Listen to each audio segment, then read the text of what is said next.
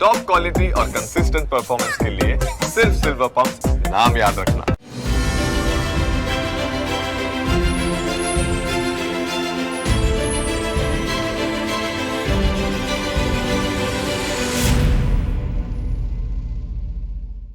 Hello નમસ્કાર, સ્વાગત છે આપનું ન્યૂઝ કેપિટલમાં. આપની સાથે હું છું જુહી ગાંધી. આજે મારી સાથે ગેસ્ટ એવી બે શખ્સિયત છે જેમને કદાચ હું ઇન્ટ્રોમાં કંઈ પણ કહીશ એ કહેવાની કોઈ જરૂર નથી, એમને તમે બધા જ ઓળખો છો, પણ એ અત્યારે મારી સાથે મહેમાન છે એટલે એમના માટે બે શબ્દો કેમ ન કહું. એટલે સૌથી પહેલાં વાત અંકિતભાઈની કરી લો. અંકિત સખી આપણી સાથે છે. લાલો કૃષ્ણ સહાયતે આ ફિલ્મ આવી અને આંધીની જેમ ઇતિહાસ સર્જીને ગઈ. આ ફિલ્મે 100 કરોડ ઉપરાંતની કમાણી કરી અને હજુ પણ પોતાનો દમ બતાવી રહી છે અને હિન્દીમાં રિલીઝ થયા પછી હવે સોની લીવ પર પણ આવી રહી છે. સાથે સાથે મારી સાથે ફિલ્મના મેઇન એક્ટર કરણ જોશી છે, જેમણે આ ફિલ્મમાં એ કરી બતાવ્યું જે અત્યાર સુધી કોઈ ગુજરાતી સિનેમામાં નથી કરી શક્યું. એમની સાથે દર્શકો ફિલ્મમાં રડ્યા પણ ખરા અને હસ્યા પણ ખરા. જ્યારે ભગવાન દ્વારકાધીશે એમની જે મદદ કરી અને એમને જે ઉગાર્યા ત્યારે દર્શકોને પણ એવું થયું કે હાશ, અમે પણ કોઈ પણ સિચ્યુએશનમાં હોઈશું તો અમને પણ ભગવાન આવી જ રીતે બહાર કાઢશે. હું બંનેનું સ્વાગત કરીશ. આ બંનેનું ખૂબ ખૂબ સ્વાગત છે. Thank you ma'am, thank you સો કેમ મચ. છો? એકદમ મજામાં. મસ્ત મજામાં. તમે કેમ છો? હું તો એકદમ મજામાં અને હું બહુ ખુશ છું કારણ કે મારી સાથે આપ બંને છો અત્યારે. સૌથી પહેલાં તો આપને ખૂબ ખૂબ શુભકામના, કારણ કે હજુ પણ લાલાની ગતિ એ જ રફતારથી દોડી રહી છે.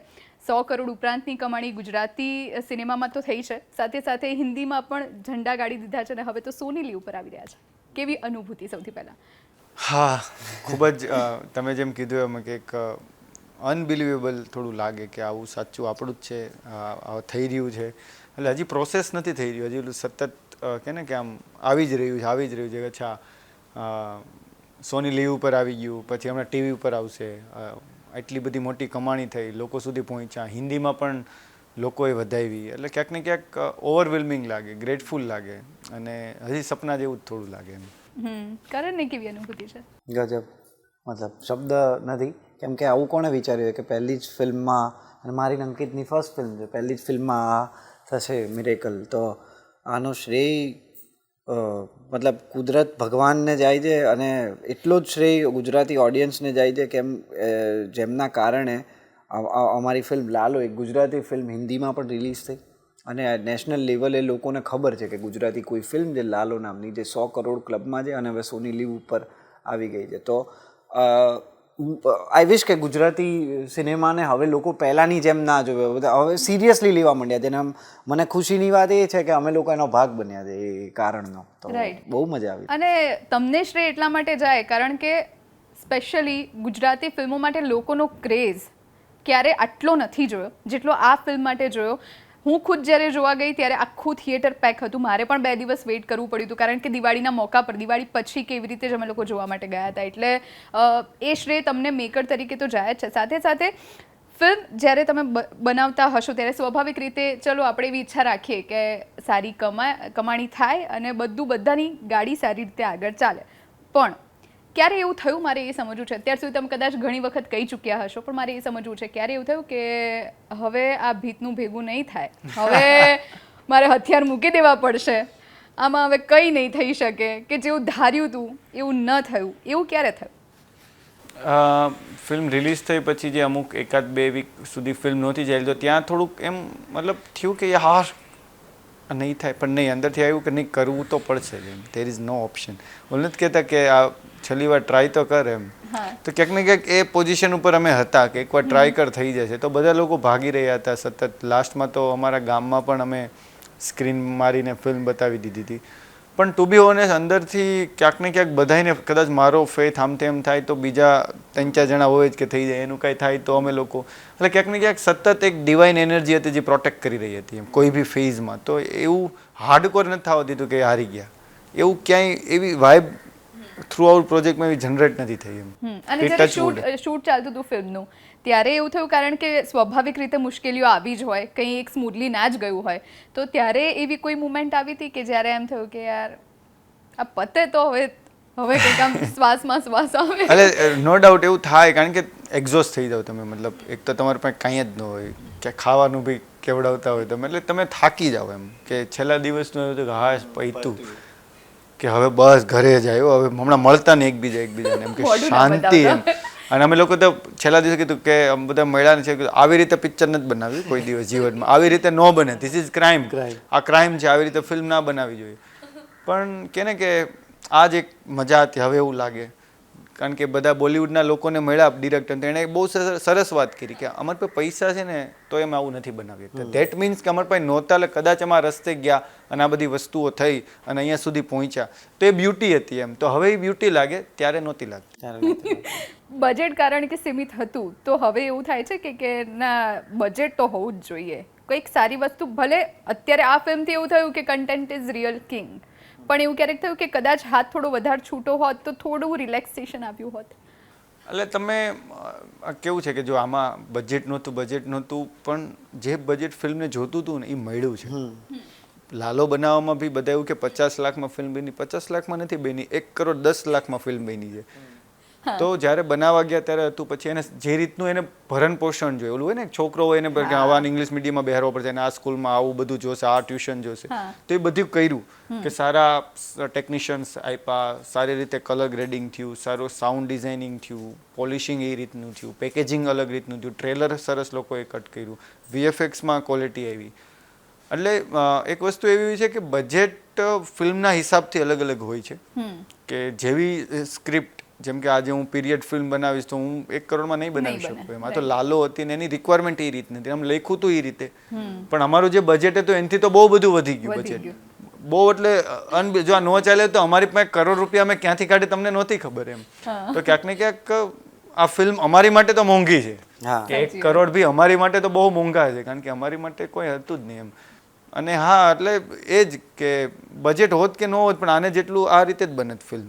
અને આ એનું જે બજેટ હતું એ પ્રમાણે જ બની છે. કદાચ થોડુંક હોત, થોડુંક શાંતિ હોત, 10, 15, 20%, પણ એની કઈ જરૂર નહોતી એમ. જરૂર નથી, જે થયું સારું. હા, 100%. કારણ કે લાલાના કેરેક્ટરમાં સામાન્ય વ્યક્તિ તમારી સાથે રિલેટ કરી શકે, તમારી એ પ્રમાણેની એક્ટિંગ છે.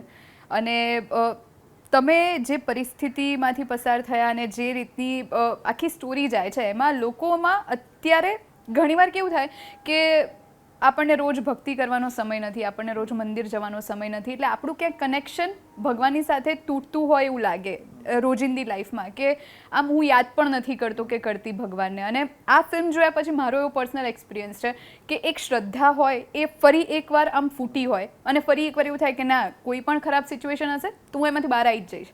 તો એવું લાગે છે તમને કે તમારા કેરેક્ટરે એ ઇમ્પેક્ટ ક્રિએટ કરી છે? હા, 100%. મતલબ અમને ઓડિયન્સને મળીને એટલે ખબર પડી, આ તમે બોલ્યા એટલે, પણ કે ઓડિયન્સ ફિલ્મ જોતા વખતે લાલો બની જાય છે. અને એ મતલબ બ્યુટીફુલી પરફોર્મ થયું. ટીમ એફર્ટ એમાં બહુ ભાગ છે, કેમ કે ત્યાંનું જુનાગઢનું પેલું લોકાલ સમજવું, આ તે મને પૂરતો સમય મળ્યો, ટીમ તરફથી સપોર્ટ મળ્યો, આ તે. અને આવું પરફોર્મ કરવું કે તમને લોકો, હવે તમે અમુક સીનમાં લાલાના કેરેક્ટરને ગાળો આપશો કે યાર ના, ગુસ્સો કરશો એના પર કે આવું ના કરવું જોઈએ, પણ 10 મિનિટ પછી એ કેરેક્ટર જ્યારે રોવે ત્યારે તમે રોવો. તો એ મતલબ આ એક પેલું જ હું માનીશ કે આ બધું આશીર્વાદ જ છે. અને મારા માટે ચેલેન્જિંગ એટલે હતું કેમ કે બહુ શેડ છે, સિંગલ ડિમેન્શનલ કેરેક્ટર નથી આ. તો એ હું થિયેટરને એનો શ્રેય આપીશ પહેલાં તો, કે આટલો વર્ષ મને આમ જેમ લાલો ભીત તોડે છે એમ મેં જ મારી જાતને થિયેટરે મને આમ હા કે ભાઈ હજી ટાઈમ છે. અને મને ક્યારેય ક્વેશ્ચન નહોતો કે ક્યારે થશે, ખબર હતી કે થશે. ઉતાવળ નથી, કોઈ હજી પણ નથી. નવા પ્રોજેક્ટ લેવા જેવી પહેલાંની પ્રોસેસ રહી, ગમે એ જ કરવાનું, શાંતિથી કરવાનું, એવી જ રીતે કોઈ પેલું નહોતું કે યાર. પણ હા, એકવાર અગર હા પાડી તો દિલ નાખી દેવાનું. અને મને ખબર પડી આ ફિલ્મ પછી કે હા, હું દિલ નાખી શકું છું. તો અને કેટલું બ્યુટીફુલી તમે દિલ નાખ્યું છે. Thank you so much. Thank you. બહુ જ સુંદર. અને મારે એ પણ સમજવું છે કે તમે જેમ ચેલેન્જીસની વાત કરી, હવે એક જ રૂમમાં તમે ઘણા દિવસો સુધી શૂટ કરો, એક માનસિકતા સાથે એ કેરેક્ટરમાં એટલા ઊંડા ઉતર્યા હોવ, પછી એમાંથી બહાર નીકળવું એ ચેલેન્જ રહી? ના, કેમ કે એટ ધી એન્ડ તો આઈડિયા હતો કે હું એક્ટિંગ જ કરું છું. મતલબ ના, હું એવો મતલબ ના, મને ઘણીવાર એવું થતું હોય ને કે મગજમાં આપણને એની છાપ રહેતી હોય, એટલે ઘણીવાર એને દૂર કરવા માટે લોકો એ સિચ્યુએશન છોડી, એ વાતાવરણ છોડી બીજી જગ્યાએ જતા હોય ફ્રેશન અપ થવા માટે, એ તો બહાર આવવા માટે. અંકિતે ના કહ્યું કે આખી ટીમ, મતલબ લાલો જ્યારે ફાર્મ એ સીન અમે શૂટ કર્યું કે હા ચલો ફાર્મ પત્યું. હા એવું હોય છે કે કેરેક્ટરને કોઈ ઇમોશન હાવી થઈ જતા હોય. જેમ કે અમુક સીન્સમાં એવું હતું જ નહીં રિક્વાયરમેન્ટ કે અહીંયા રોવું જોઈએ, તો એ આવી ગયું છે પણ એ ટેકમાં નથી જ, જે રોવાનું નહોતું એ નથી જ, પણ એટલું હું અને શ્રુવ તો કૃષ્ણ ભગવાનનું અમે બંને એકબીજા સામે રોઈએ સીન પણ પરફોર્મ કરીએ. તો અંકિતને એ બધે ભલે થવા દો ઓકે કટ, આ નથી જોતો, બહુ સરસ પરફોર્મ થયું પણ આ નથી જોઈતું, એટલે અમે થોડીક વાર એ 10-15 મિનિટનો આરામ લઈ લે કે ભાઈ આ ઇમોશન એ હાવી થઈ ગયું, પણ એ કેરેક્ટરની માંગ જ નથી. તો હા, પણ પેલું નથી કે કેરેક્ટર હાવી થઈ ગયું કે એમાંથી બહાર નીકળવા માટે જેવી રીતે ઈઝથી અંદર ગયા ઈઝથી બહાર નીકળવું આખું ચક્ર છે, મતલબ કલાકાર માટે પાત્ર નાટ્યશાસ્ત્રમાં પણ છે કે અંદર જવું જ એટલું ઇમ્પોર્ટન્ટ છે, બહાર આવવું એટલું બધું ઈઝથી કરવાનું, કંઈ હાવી નહીં થાય. અને એટ ધી એન્ડ તો ખબર હોય ને કે હું એક્ટિંગ કરું છું, તો એ મતલબ ના એવું કોઈ નથી. એટલે જે લોકો એવું કહેતા હોય, ધારો કે હવે તમે જ્યારે આ વાત કીધી ત્યારે મને એવું થાય છે કે જેટલા પણ એક્ટર એક્ટ્રેસીસને આપણે એવું સાંભળતા હોઈએ કે મારે ક્યાંક આવું કરવું પડ્યું આમાંથી બહાર આવવા માટે, તો એ પછી એવું નથી હોતું. એ અમુક લોકોની પ્રોસેસ હોય છે. હા, હું લકી એટલે માનું છું મારી જાતને કે મારે મહેનત એક્ટિંગ પરફોર્મ કરવા માટે કરવી પડે છે, સમજવા માટે, અને બહાર જેવું કટ થાય હું ઘરે જઈને I can be my self, તો એટલે હું લકી છું. અમુક લોકોને અઘરું પડતું હોય છે, અમુક લોકો વધારે ને એમની સાથે રહ્યા હોય તો.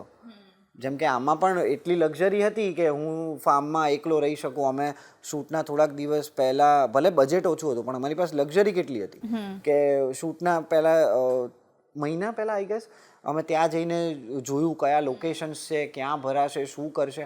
અમુક સીન્સ તો એવા છે કે જે લખ્યા પણ નહોતા, પણ અંકિતને લાગે, શુભમને લાગે, અંકિત અવેલેબલ ના હોય ક્યારેક, તો હું શુભમ બ્રેકમાં પણ ચાલ ઊભો થઈને કે આવું કરીએ કંઈક, તો એવી પણ ફૂટેજીસ છે, એવી કામમાં પણ આવી જાય, લખાયેલા સીન પણ એડિટ થયા છે.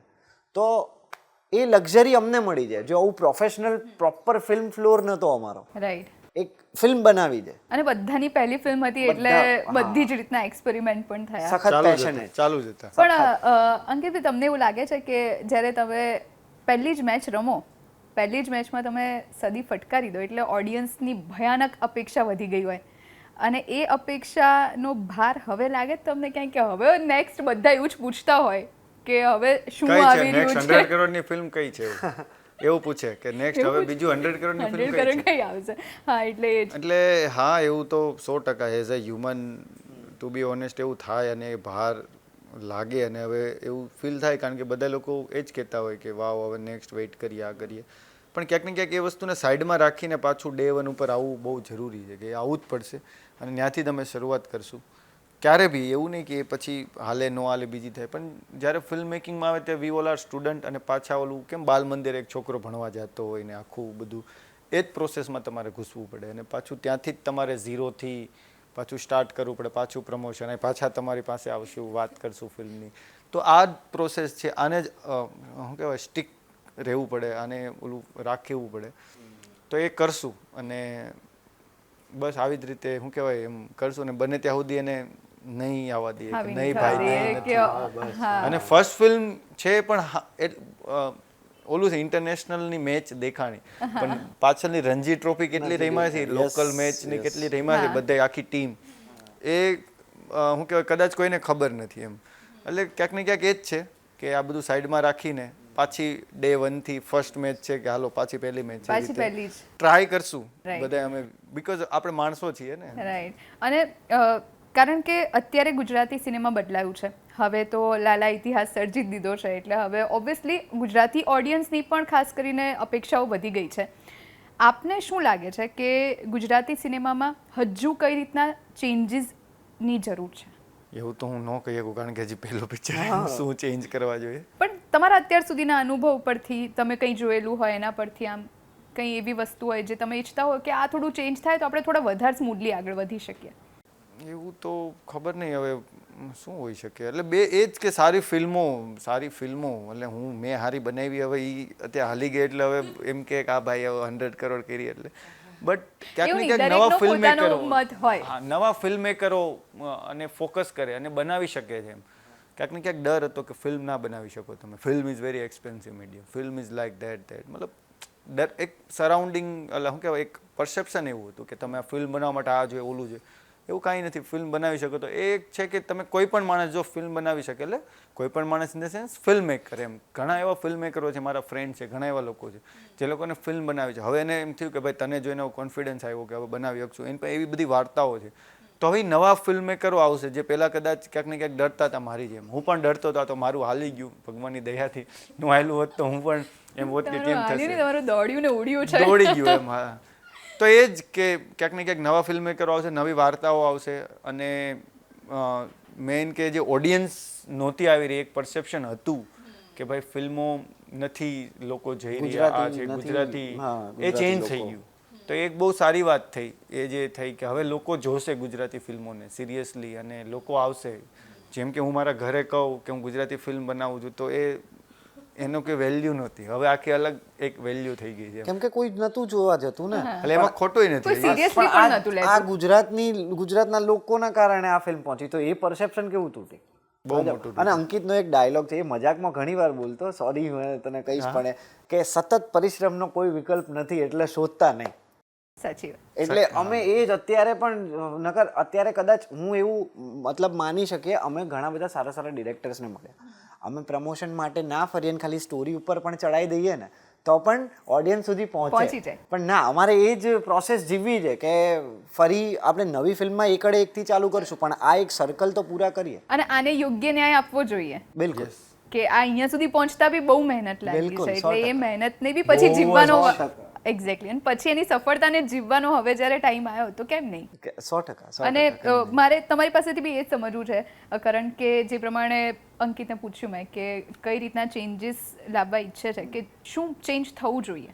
મને એમ લાગે છે કે મારે અત્યારે ગુજરાતી ફિલ્મ જોવી હોય ને તો મારી પાસે કોઈ ટીવી ઉપર ચેનલ જ નથી કે હું એ ચાલુ કરીને ગુજરાતી ફિલ્મ જોઉં. પહેલા તો એ સ્ટાર્ટ થવી જોઈએ. હા, પહેલા દૂરદર્શન પર ને એવી રીતે બપોરના સમય આવતી હતી. યસ, અત્યારે કોઈ છે નહીં. તો કદાચ ત્યાં ગુજરાતી જે સારી સારી ફિલ્મો છે, મારી ફેવરેટ ફિલ્મ ગુજરાતી છે તો જૂનામાં પાતળી પરમાર કરીને એક ફિલ્મ છે, કોઈએ જોઈ હોય તો મને ખબર, વીર માંગણા વાળો. એ મને ગમી હતી ફિલ્મ. પછી ફિલ્મો જોવાનું બંધ થઈ ગયું કેમ કે અગેન અચાનક દર્શકો હતા નહીં, કોઈ જોતું નતું, એ સમય જતો રહ્યો, વડીલો બધા જતો રહ્યો. પછી ડાયરેક્ટ 2 યાર આવી. 2 યાર મારી ગમતી ફિલ્મ છે.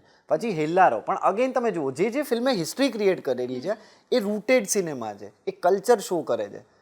તમે ઢ જુઓ, પછી એક આવ્યું હતું હેલ્લારો ફિલ્મ, નેશનલ એવોર્ડ મળી હતી, અમે સેલિબ્રેટ કરી હતી. બહુ મોજ કરી. ભાઈ અમારા માટે અમે નેશનલ એવોર્ડ મેળવ્યો 100%. જેમ લાલોને સેલિબ્રેટ લોકો કરી રહ્યા છે. હા, એવી રીતે અમને આમ ગમતું. એક અલગ ખુશી હોય. રોંગ સાઈડ રાજુ, એ બી રિયલ અમદાવાદની આખી કેવું ફ્લેવર, રિયલ અમદાવાદ. ને એમાં પાછા જોડાયા ફેન્ટમ પ્રોડક્શન્સ વાળા, અનુરાગ કશ્યપ, વિક્રમાદિત્ય મોટુ, એ બધા જોડાયા. તો આ કેટલું ગજબ થઈ ગયું કે તો અમે આ જ અમારું લર્નિંગ, આ ફિલ્મ જોવું એ અમારું લર્નિંગ રહ્યું છે. પણ અત્યારે મારે રોંગ સાઈડ રાજુ જોવી હોય, જેમ કે મેં જે ફિલ્મોના નામ પાતળી પરમાર જોઈએ તો મને ક્યાં મળશે? નથી કોઈ ચેનલ મારી પાસે. તો કદાચ મને એવું લાગે છે કે ગુજરાતી જનતા પાસે, ગુજરાતના લોકો પાસે એક ચેનલ હોવી જોઈએ કે હું ચાલુ કરું ને એમાં સતત સવારથી રાત સુધી ગુજરાતી ફિલ્મ્સ જ આવી જોઈએ. તો કદાચ લોકો ગુજરાતી ફિલ્મથી યુઝ ટુ થશે. કેમ કે ગુજરાતી ભાષાથી. યસ, કેમ કે ટીવી જોવા વાળી જનતા છે. મારી મમ્મી, હું ઘરે જોઉં તારક મહેતા ને બધું જોતા હોય છે હજી તો, સિરિયલ્સ ને એ બધું. તો કેમ નહીં ગુજરાતી ફિલ્મ્સ માટે ચેનલ કેમ નહીં? ઓલું જેમ કીધું કે આપણે એવા લોકો છીએ ને કે આપણે આપણી ભાષા કરતાં બીજા ભાષાને, બીજા લોકોને વધારે માન આપી. ખોટું નથી, આપણે આવકારનારા લોકો, મહેમાન ગતિ વાળું કે મહેમાન ગતિ કાંઈ નહીં, તું હિન્દીમાં બોલીશ તો મેરે કોઈ હિન્દી નહીં અમારે આતા, બધું મને આવડે, બોલ લેતા મેરે કો આતા હૈ. જેમ કે આપણે મુંબઈ ગયા તો ને એક ભાઈ કેવું બોલ્યા ખબર, કે થેન્ક યુ તમારા પિક્ચર બનાવ્યું. કીધું કેમ? કે મારા છોકરાને હે ને આ પિક્ચર બતાવીશ ને કે જો આમાંથી શીખજે, કારણ કે મન નથી આવડતું, મને નથી આવડતું એને હું શીખવાડીશ તો હું એને બતાવીશ. તો ક્યાંક ને ક્યાંક ગુજરાતી કલ્ચરને જાળવવું એ હવે અમને સમજાણું, અમને પણ સમજાણું કે યાર ગુજરાતી ભાષાને જીવતી રાખવી જરૂરી છે. કારણ કે એ અમુક સાયન્ટિસ્ટ, મતલબ સાયન્ટિસ્ટને શું કે સાયકોલોજીસ્ટ, એને એવું કીધું કે ક્યાંક ને ક્યાંક તમે તમારી માતૃભાષાને જીવતી રાખશો ને તો તમારું ડિપ્રેશન વયું જાય. 100%. તો આપણે એમ થાય ઓહો, એટલે બધી રીતે બહુ અફેક્ટ કરે છે આ ભાષા. પણ કેવું છે કે આપણને પહેલેથી એવું જ કહેવામાં આવ્યું છે, જેમ કે મને પર્સનલી તો, કે ઇંગ્લિશ આવડવું જોઈએ. English is the most important. કે ઇંગ્લિશ મીડિયમમાં ભણ્યો, આને જો બહુ સારું ઇંગ્લિશ આવડે, મને દર વખતે એમ થતું કે મને નથી આવડતું. હું ગુજરાતી મીડિયમમાં ભણેલો, મને નથી આવડતું, મને એમ થતું મારું ભેગું થાય કે નહીં થાય. એટલે ક્યાંક ને ક્યાંક એ બી એવું રહે. ભેગું થઈ ગયું ને. થઈ ગયું, અલગ રીતે થઈ ગયું. એટલે ઇંગ્લિશ જરૂરી છે પણ એ સ્કિલ રીતે. હા. પણ હવે અલગ થઈ ગયું. હવે એવું થવું છે ગુજરાતી નથી આવડતું, ગુજરાતી આવડવું જોઈએ. આવડવું જોઈએ 100%. તો આ બધી વસ્તુ જેમ કીધું એમ કે આ બધી ચેન્જ લાવવાની સિનેમા નહીં, સિનેમાની વાત નથી, ગુજરાતી ભાષા ઉપર કામ કરવાની જરૂર છે. અને આપણે જ બધા કરી શકીએ. અને એ કંઈ મોટું કંઈ છે પણ નહીં, ખાલી કદાચ એક આવી વસ્તુ હોય તો નાનું છોકરું પણ ઘરમાં ટીવી ચાલુ કરીને જોવે. મને યાદ છે હું ગમ્મત ગુલાલ જોતો, તો અત્યારના છોકરાને શું જોશે એમ કે કદાચ મેં કીધું તો એવું કંઈ છે જ નહીં. અને કંઈ મોટી જવાબદારી છે જ નહીં. ગુજરાતી ભાષા એવું નથી કે અમે બંને બોલીશું, યા ઘણા બધા મહાન લોકો બોલીને ગયા છે, પણ છે તો એ જ સત્ય. રિયાલિટી તો એ જ છે કે હજી નથી એટલું ભાષા પ્રત્યે પેલું લાગણી કે માન. એના નાના નાના જ કારણો છે કે ગુજરાતી મીડિયમમાં મારા છોકરા નહીં ભણે. કેમ નહીં ભણે ભાઈ, મારી તો માતૃભાષા છે. અને આ ઓલું નતો ખબર, કોઈ મોટા આવીને કે ગુજરાતી ભાષા ઉપર ધ્યાન દેતા આપને એમ થતું કે ભાઈ હા ક્યારે જવાના. હા, તો પણ હવે રિયલાઇઝ થયું કે ભાઈ વાત સાચી સાચી કરતા છે. હા. હતા. ઈ માણસ સાચું કહેતો હતો. જેમ કે ઓલું ગુજરાતીમાં ઓલું જોડણી સુધારો, જોડણી સુધારો, આ ક્યાં હું છે, આ ક્યાં કામમાં આવશે, નથી હસવાઈને આવડતું. દીર્ઘઈ, હસવું દીર્ઘઉ. હવે એવું સમજાય છે કે ઓકે એક મિનિટ અમે ન્યા આવી આવ્યા ને ઈ સાહેબ સાચું કહેતા હતા. ઈ સાહેબ સાચું કહેતા. હજી ઘણા ઇન્ટરવ્યુ જોતા હોય છે, ફેરવી નાખશે કે હું ગુજરાતી ભાષાનો ઝંડો લઈને બધા આટા જોશે. મારે છે. પણ અમે ઝંડો લઈને આ તો એક નોર્મલ કદાચ એને એવું લાગતું આના હશે. માટે મને એવું લાગે, સ્પેશિયલી જ્યારે પણ આ ટોપિક પર ચર્ચા થતી હોય ને ત્યારે એવું લાગે કે આમાં સૌથી પહેલી જવાબદારી મમ્મી પપ્પાની જ છે. એટલે લાઈક નાનું બાળક છે તો એને નથી ખબર પડતી કે એને શું શીખવાનું છે, પણ એની આજુબાજુ એ રીતનું કલ્ચર ડેવલપ કરી દેવામાં આવે કે ભાઈ આનો ફ્રેન્ડ આ કરે છે કે આ ક્લાસીસમાં જાય છે, અહીંયા જાય છે, તો એને એ જ ફોર્સફુલી એમાં મૂકવામાં આવતું હોય અને એટલે એ કદાચ પોતાની ભાષાથી વિખૂટા પાડનારું કદાચ એના મા બાપ સૌથી પહેલા છે. 100%. પણ એમાં એવું છે કે મા બાપને જ નથી આવડતું. હા, એવું જેમ કે બી આજે છે. મારા મમ્મી પપ્પા છે તો બિચારા નથી ખબર કે કઈ રીતે વાત કરવી, શું કરવી. તો ક્યાંક ને ક્યાંક હવે એવું છે કે યંગસ્ટરો મતલબ એ લોકો જો સમજી ગયા ને, જેમ કે અમે સમજી ગયા, અમને હું બી પહેલા ગુજરાતી ભાષા ઠીક છે, હું ગુજરાતી ભાષા એવું એમ, કારણ કે આપણે કોઈ દી ઇમ્પોર્ટન્સ જ નહોતું આપ્યું ને આની ઉપર. તો હવે એવું સમજાય કે ઓકે આપણા છોકરાઓ છે કે અમે ટ્રાય કરીએ, નાના છોકરાએ વાત કરી તને આવડે છે, આ આવડે છે, ઓલું આવડે છે, આ આવડે છે, તો એવું કે હવે યંગસ્ટરો કદાચ કરે. કારણ કે ઓલા બિચારા લોકો નથી ખબર, ન કીધું કે યાર મને નથી આવડતું પણ હું ના પિક્ચર બતાવીશ તો એ કદાચ શીખી શકે એમ. સાચી વાત. કેમ કે અત્યારનું છોકરું નહીં વાંચે. ઝવેરચંદ મેઘાણી જે અમારી પાસે, હું તો લકી માનું છું કે મને ચારણ કન્યા ભણવામાં આવતી, કે ભણતો ઇંગ્લિશ મીડિયમનો ત્યારે ભાર હતો ને. થેન્ક યુ મારા મમ્મી પપ્પાને કે મને એવું ફોર્સ ના કર્યો કે બેટા ઇંગ્લિશમાં ભણ. કેમ કે ઘણા બધા ભણતા હતા ઇંગ્લિશમાં પણ એ લોકો ફેલ થતા હતા, હું પાસ થતો. એક્ઝેક્ટલી. તો એ થેન્ક યુ કદાચ મને ઇંગ્લિશમાં નાખી દીધો ને મને કોઈ ઘરે ટીચિંગ આપવા વાળું ના હતું ઇંગ્લિશનું, તો હું પણ ફેલ થાત. હા, કારણ કે ઘરે બોલાતું હોય ગુજરાતી, Yes. વાતચીત ગુજરાતીમાં થતી હોય અને પછી Exactly. તમારે આખી ભાષા ચેન્જ કરીને હા. તમને કે ઇંગ્લિશમાં ભણો તો અઘરું જ પડે. હા. સીધી વાત છે. અને એની પાછળ ગીતો પણ એટલા મહત્વના છે. મને એવું લાગે કે તમે જે સાંભળો તમારા મનમાં ઉતરે. અને બહુ જ. તમારા ફિલ્મના ગીતો તો કદાચ રોજ સવારે લોકો ઘરે પ્રાર્થનાની જેમ વગાડે છે, એટલે એક ભક્તિમય માહોલ થઈ જાય. તો મારે એ પણ આપની પાસેથી જાણવું છે કે એવું નથી હોતું કે સારા સિંગરને લાવી દો એટલે બધું હિટ થઈ જાય. બોલિવૂડના એક બે સિંગરને ગુજરાતીમાં તમે, એ પણ થતા જ હોય છે, એની ના નથી, પણ એવું નથી હોતું. એટલે એના વિશેની કઈ રીતની પ્રોસેસ રહી છે?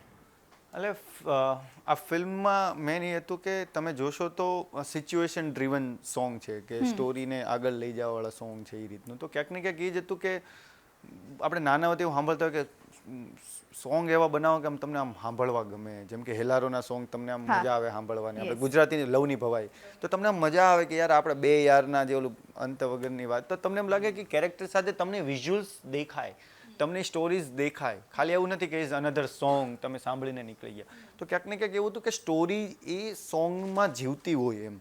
તો ફર્સ્ટ અપ્રોચ સોંગનો એવો હતો કે એ સ્ટોરી સાથે જવું જોઈએ ને એ રહેવા જોઈએ. વિઝ્યુઅલ્સથી માંડીને બધું એવું ન થવું જોઈએ કે ઓડિયો વિડીયો ઉપર હાવી થાય ને વિડીયો ઓડિયો ઉપર હાવી થાય. બે બેલેન્સ રહેવા જોઈએ. એ બહુ ફર્સ્ટ અપ્રોચ હતો આ વસ્તુને લઈને. અને ક્રેડિટ ગોઝ ટુ સ્મિત જય અને પ્રેમડી દવે કે જેણે આ વિઝનમાં રહીને આ વસ્તુ એને ક્રિએટ કરી. અને ફર્સ્ટ ટાઈમ એ લોકોની ફર્સ્ટ ફિલ્મ, મારી જેમ અમારી જેમ છે એમ, એ લોકોની ફર્સ્ટ ફિલ્મ અને આ રીતનું એણે આખું કર્યું તો અનબિલિવેબલ. અને સોંગ તમે જોશો તો એ જે સિંગરો છે એનું પણ કાસ્ટિંગ છે. રાઈટ. કે મનોરથ જીવ કીર્તિદાન શું કામ ગાય છે, તો દાન બાપુ એટલે ગાય છે કે એક એના અવાજમાં ખરાશ છે, ત્યાંના માટીની વાત છે, Right. એ ગઢવી છે, ગઢવી છે, એ રાઈટ. ચારણ, મતલબ આખું એ બધું અલગ માહોલ માહોલની create કરે વાત છે. છે. અને એ પછી જેમ કે કૃષ્ણાનું સોંગ છે મનમોહન હે મનમોહન, માધવ yes. તું, તો એ બોલિવૂડના સિંગરે કૃષ્ણએ ગાયું છે. એનું એક રીઝન છે કે એ યુનિવર્સલ સોંગ છે. એ હિન્દી વાળો બી સાંભળી શકશે, મરાઠી કોઈ બી સાંભળી શકશે, અને એના અવાજમાં એ રીતની એક વાત છે, એટલે એણે ગાયું છે. દ્વારકાનો નાથ તો એ શું કહેવાય જયસિંહ ગઢવીએ હા. સેલિબ્રેશન એને પોતે નવરાત્રીમાં એની ઉપર બધાને બહુ નચાવ્યા છે. મેં મારા લગ્નમાં હું નાચ્યો છું સોંગ પર, તો એનું એટલે એને ગાયું છે. તો ક્યાંક ને ક્યાંક બધા જ સોંગનું એક પ્રોપર કાસ્ટિંગ, સિંગરોનું પણ એક કાસ્ટિંગ થયું છે કે આ સોંગ એવું નથી કે આ બહુ સારા સિંગર છે, આનાથી આપણે રીચ મળી જશે એટલે લીધા, નહીં. એનું કંઈક એક છે કે એટલે આપણે આ અવાજ, આવો ફ્રેશ અવાજ, આ અપ્રોચ, તો આ રીતે એક આખું મ્યુઝિકની પ્રોસેસ રહી છે.